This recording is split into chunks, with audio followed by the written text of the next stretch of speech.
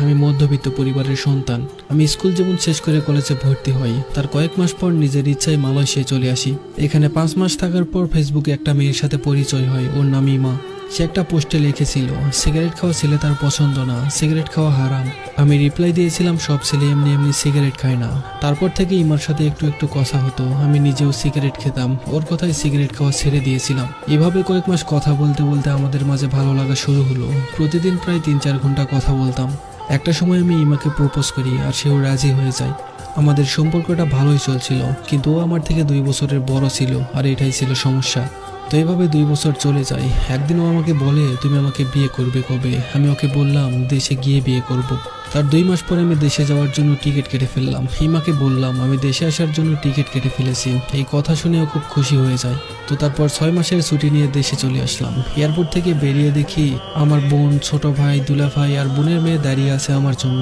সোজা বাড়িতে গেলাম। বাড়িতে যাওয়ার 2-3 দিন পর মাকে বললাম আমি একটা মেয়েকে পছন্দ করি। তার বাসা বরিশাল, কিন্তু ওর নাম ইমা, কিন্তু ও বয়সে আমার থেকে 2 বছরের বড়। এই কথা শুনে মা আমাকে বলে, ওই মেয়েটার সাথে তোর বিয়ে কখনোই দিব না, আমার পরিবারের কেউ রাজি না। ইমাকে কল দিয়ে বললাম, আমার পরিবারের কেউ রাজি হচ্ছে না, তুমি তোমার মাকে বলো আমার কথা। ইমাও তার মাকে বলে, ইমার মাও বলে দিয়েছে ওকে বিয়ে দিবে না এতদূর। তারপর আমরা দুজন সিদ্ধান্ত নিলাম পালিয়ে গিয়ে বিয়ে করব। দেশে যাওয়ার 8 দিন পর আমি বরিশালে যাই। ইমা আমাকে লোকেশন দেয়। হিমাকে নিয়ে আবার যশোরে ফেরার জন্য রওনা দিলাম। যশোরে পৌঁছে আমরা উঠলাম এক বন্ধুর বাসায়। সেখান থেকে 2-3 জন বন্ধু বান্ধব নিয়ে কাজে অফিসে গিয়ে বিয়ে করলাম। ইমার বাসা থেকে কল দিয়েই যাচ্ছে। ইমার মা বাবাকে আমি বললাম ইমা আমার সাথে আছে, আমরা বিয়ে করে নিয়েছি, আপনারা টেনশন করবেন না। এই বলি ফোনটা কেটে দিলাম। আমি বাড়িতে বললাম আমি আমার পছন্দ করা মেয়েটাকে বিয়ে করেছি। মা বাবা অনেক খারাপ কথা বললো, আমাকে আরো বলল এই বাড়িতে তোর কোনো জায়গা নেই। এই বলেই ফোনটা রেখে দিল। আমার বন্ধুর বাসায় 2-3 দিন থাকার পর বাসা ভাড়া নিলাম। ইমার মা বাবা রাগ করে ইমার সাথে কথা বলা বন্ধ করে দেয়। খুব ভালোই চলছিল।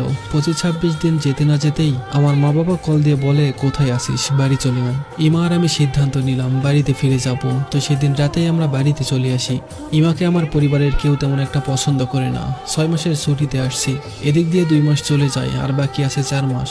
ইমার খুব ইচ্ছে একটা বেবি নিবে, আমারও অনেক ইচ্ছা। তো দুজন বেবি নেওয়ার জন্য অনেক চেষ্টা করলাম, কিন্তু 3 মাস হয়ে যাওয়ার পরেও কোনো রেজাল্ট আসলো না। আমি সিদ্ধান্ত নিলাম ডাক্তারের কাছে যাব।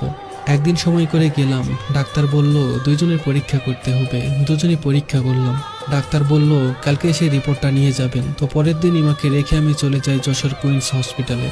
ডাক্তারের কেবিনে গিয়ে বসতেই ডাক্তার রিপোর্টটা সামনে এগিয়ে দিয়ে বললেন, ইমা কখনো মা হতে পারবে না, সন্তান হওয়ার নারী 99% ড্যামেজ হয়ে আছে।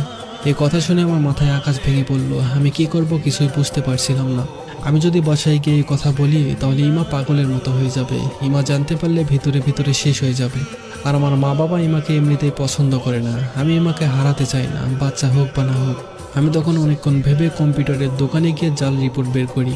ওই রিপোর্টে আমার সমস্যার কথা লিখি। ওটা বাড়িতে নিয়ে যাওয়ার পর সাথে সাথে ইমা দেখতে চাইলো। ইমাকে নকল রিপোর্টটা দেখালাম। ওটা আমার মা বাবাও দেখেছে। ইমা ওই জাল রিপোর্টটা দেখার পর চুপচাপ হয়ে আছে, কেমন জানি হয়ে গেছে। 2 দিন কারোর সাথে তেমন কথা বলেনি।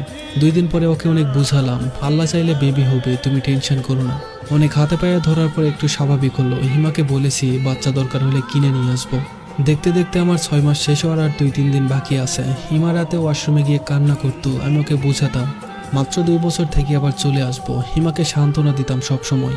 আমার মালয়েশিয়া যাওয়ার ডেট চলে আসলো। ইমা, আমার ভাই বোন, দুলা ভাই একসাথে এয়ারপোর্টে গেল আমাকে পৌঁছে দিতে। ইমা অনেক কান্না করছে, আমার বোন ওকে সান্ত্বনা দিচ্ছে। অনেক কষ্ট আর মন খারাপ নিয়ে মালয়েশিয়াতে চলে আসলাম। এখানে আসার 8-10 দিন পর ইমা আমাকে বলল সে বরিশালে যাবে, মানে ওর বাবার বাসায়। আমি বললাম না গেলে হয় না। ও বলল যেতেই হবে, ওর নাকি ভালো লাগছে না, কয়েকদিন বাবার বাড়িতে থেকে আবার চলে আসবে। বললাম ঠিক আছে তাহলে যাও। ওর বাবার বাড়িতে যাওয়ার পর আর আসতে চায় না, কিন্তু কথা হতো ঠিক মতো। 3-4 মাস ঠিক মতো কথা হয়, তারপর থেকে ঠিক মতো কথা বলে না, সবসময় বাহানা দেয়। বলে কাজ করতে হবে। দিন দিন কথা বলে একেবারে কমিয়ে দিচ্ছে। দিনে 3-4 মিনিট কথা বলে। এভাবেই 6-7 মাস চলে যায়। হঠাৎ একদিন ইমার বাবা আমাকে কল দিয়ে বলে, ইমার বিয়ে অন্য একটা ছেলের সাথে সম্পন্ন করে আসলাম, আর তোমাদের বাসায় ডিভোর্স পেপার পৌঁছে যাবে, সাইন করে দিও।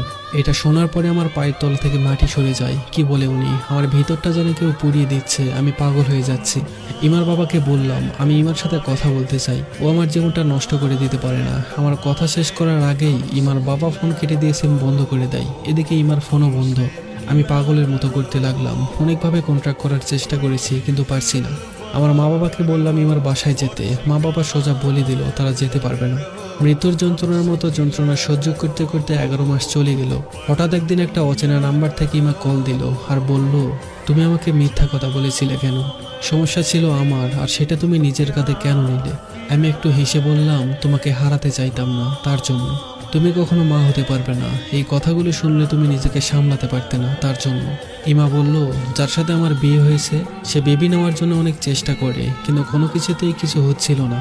তাই কি সমস্যা সেটা জানার জন্য ডাক্তারের কাছে এসে পরীক্ষা করাই। পরীক্ষা করার পর ডাক্তার বলে, সমস্যা আমার, আমি কোনোদিন মা হতে পারবো না। এই কথা শুনে আমার স্বামী আমাকে বলেছে ডিভোর্স দিয়ে দিবে। আমি ইমাকে শুধু একটা কথাই বলেছিলাম, তুমি অন্য ছেলেকে বিয়ে করবে, এটা আমাকে একটাবার বলতে পারতে। তোমার বাবার বাড়িতে গিয়ে আমাকে খুব সূক্ষ্মভাবে ঠকাচ্ছিলে, অথচ আমি বুঝতেই পারছিলাম না।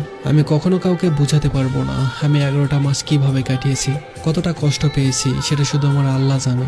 কথা বলা শেষ করে আমি তাকে ব্লক করে দিই। যাকে নিজের চেয়েও বেশি ভালোবাসলাম সেই মানুষটাই ঠকিয়েছে আমাকে। বেইমানের কোনো জায়গা নেই আমার জীবনে। শরীর ছুঁয়ে দেখেছো তুমি, মন ছুঁতে আর পারলে কই? পুরো লাইব্রেরি দিলাম তোমাকে, তুমি পড়লে না একটাও বই।